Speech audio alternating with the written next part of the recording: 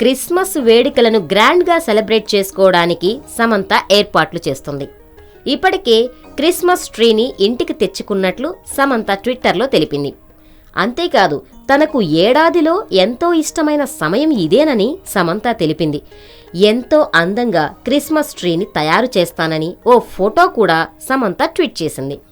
మరోవైపు సమంతకు కాబోయే భర్త అక్కినేని నాగచైతన్య కూడా క్రిస్మస్ సందడి మొదలు పెట్టేశాడు. చైతు హిందువు అయినప్పటికీ సమంతాను పెళ్లి చేసుకోనున్నాడు కాబట్టి అతడి కూడా ఈ వేడుకల్లో పాల్గొనబోతున్నాడు.